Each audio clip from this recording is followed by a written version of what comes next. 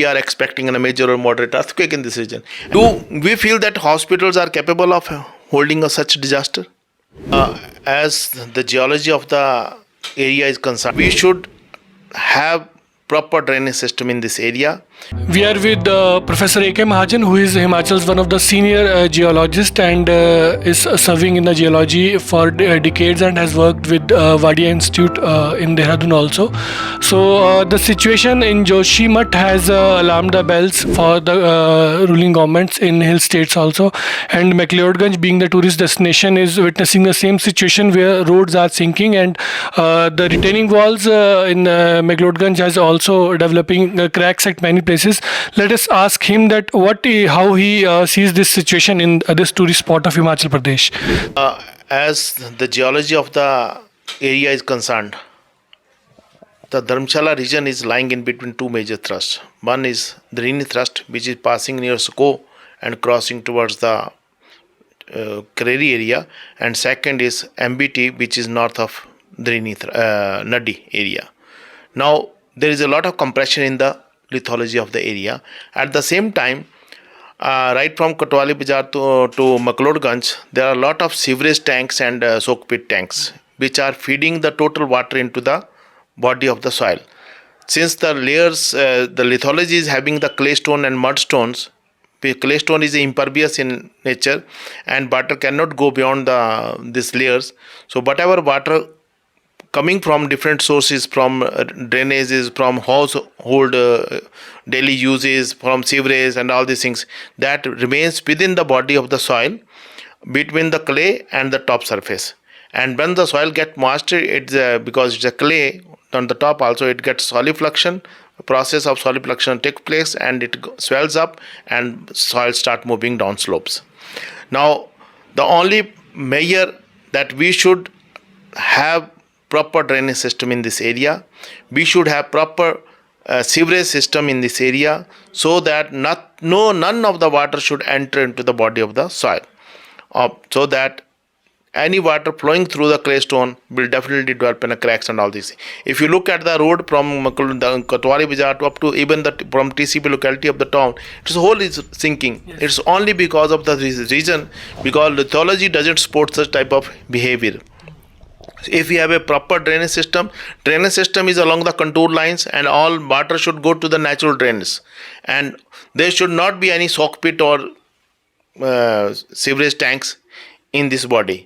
There should be a proper sewerage system. I had given a report in 98 also, and then Mr. V.K. Agarwal has implemented it. And for Dharamshala, because Gamru was moving at that moment, even the our honorable former member of parliament Chandesh Kumariji house was badly affected due to the landslide, and Jogibad and all these things, Tota Rani. There are a number of places in this. 25 active slide zones were identified at that moment. So all those zones are still active because nothing has been done on that part.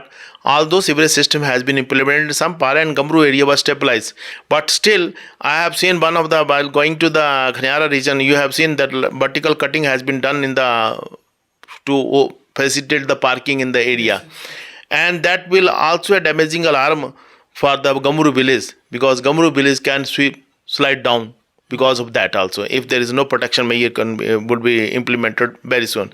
As far as the Kharadanda road is concerned, the whole Dalai Lama complex having a drainage total water is feeding into the body of the earth.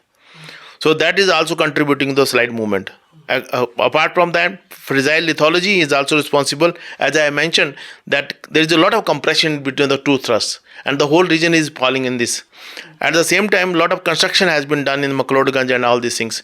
Without looking into this, that is a very active tectonic zone, and high-rise buildings in these zones may suffer a very devastating effect if anything happen tectonically. You know that this region had experienced back 1986 one earthquake, and now we are due for a moderate earthquake, because moderate earthquake can happen any day. Even we are due for them. We see, if you look at the previous reports from our Indian scientists and foreign scientists, they said that this lot of energy is being accumulated in this region. If accumulation is going on, so definitely we are expecting a major or moderate earthquake in this region. And if such earthquake will repeat, the casualties cost number will be more than but we had experienced in 1905. 20,000 lives has gone into 1905, where this Dharamshala and Kangra region has been affected. And it's this time, I think more than that population residing in this region, and that will be affected. And the reason will be that the hospitals and other buildings which can save lives, they are also in unsafe zone, sir. Hospitals, it all depends. First is why hospitals are there, because we have to provide some remedial measures to the people who are at in the position of danger. But do we feel that hospitals are capable of holding a such disaster? Do they have all the facilities? If I don't know whether they have all facilities or not, because I have done long back one survey under Radius project of the UNO ISDR. There 20 cities have been compared, and I have compared the Dehradun city. The hospitals conditions were not so good to cater to the need of any major disasters. So I don't know how many community halls, how many such disaster preparedness has been done, or are we ready for any disasters to cope up? The disaster which has happened in Joshimath, it is not a two-day disaster. There are a number of cracks which I have been telling of McLeodganj since 1993 that these should be controlled. If we are not controlled, we will definitely have a same disaster as that of Joshimath. So we need to protect now within a serious efforts that we should not allow much constructions on a slide zones. We should protect them as well as possible. Thank you so much, sir.